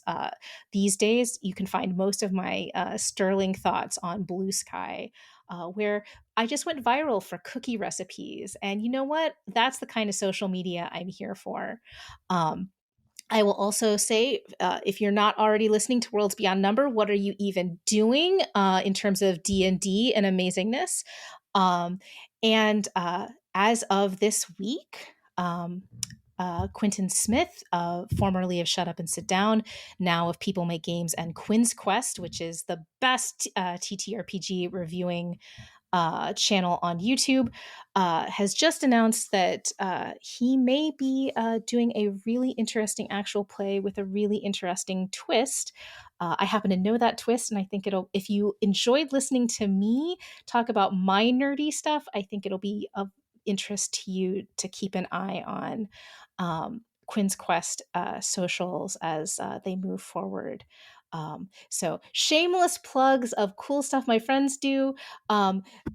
A reminder that D&D is one part of a healthy gaming diet, and please try out some other games. Try out Alex Roberts' For the Queen. It'll play in 30 minutes, easy peasy. Try out The Quiet Year for world building, a map making game, or something like Microscope or things along those lines. And then just get weird with your games, guys, because I think that too often we talk about indie TTRPGs and D&D as if people don't play both. And so many of us, almost everyone I talk to, really plays both. And we're better for our balanced gaming diet. So Yeah, if we want to be able to that was lift. enough. I think that was enough lecturing from Professor Friedman today. Yeah, I mean, as you would say, if we want to lift and get those weights up, if we want to lift, and be able to crush our goals, everyone, we need to have that balanced diet, not just D&D, but other games too, and obviously spending time in fellowship with our friends and family. So yeah, let's get it. Let's put on those weight belts. Let's crank up the heavy metal or whatever pumps you, whatever gives you bardic inspiration to lift heavy things, and let's do it in a safe and structured way where we're not going to ruin our backs. Please. Safety tools. Oh my gosh. Yes. TTRPG safety toolkit. Love to Kiana Shaw and Lauren Bryant Monk for creating that as well. Wonderful. Well, Dr. Emily Friedman, thank you so much for being a guest on the podcast. I can't wait to have you back on to make even more interesting NPCs. My pleasure. Thank you so much. Thank you for listening to this episode of Sidekicks and Side Quests. Be sure to subscribe to the podcast through Apple Podcasts, Google Play, Spotify, Amazon Music, Overcast, or YouTube, or feel free to save the RSS feed to use the app or player of your choice. Visit our website, sidekicksandsidequests.com, for links, write-ups of the NPCs, and to learn more about the show and the guests who have been on it. To stay up to date and interact via social media, you can follow the podcast on Facebook, Instagram/Threads, Twitter/X, and Reddit by searching for Side KQ Podcast. You can also find our small Discord community as well online. I would love to talk D&D and showcase your fan art, stories of how you used our NPCs, discussions, and commentary. And hey, if you'd like to hail the bard and send me a message, an email, you can do so by communicating with sidekicksandsidequests@gmail.com. To help this show be the resource it's meant to be, I ask that you leave a review on iTunes, 5 stars, please, to help spread the word and share our podcast with your friends and family. Whether you're a veteran player or an aspiring dungeon master, there's something here for everyone, and I want to hear about it. As mentioned in the NPC creations section of the podcast, I do in fact have a Patreon for Sidekicks and SideQuests. If you love this podcast and what we're trying to do here, I would appreciate it if you would just go to the website, patreon.com/sidekicks and sidequests. No matter your lifestyle expenses, we have wonderful rewards at every level of Patreon membership tier. Modest, comfortable, wealthy, and aristocratic accommodations await, and we welcome all patrons to the Levitating Platter. Seriously, your financial support allows for this passion project to continue to invest in itself through the tools that will take our production to the next level, as well as provide more content for our patrons and the community at large. Please consider supporting me on Patreon if you can. Sidekicks and SideQuests is unofficial fan content permitted under the fan content policy. Meaning I'm not approved or endorsed by Wizards. Portions of the materials used are property of Wizards of the Coast. Copyright Wizards of the Coast, LLC. Thank you for your support, and I'll see you at the pub next time. Bar to rock on 1, 2, 1, 2, 3, 4.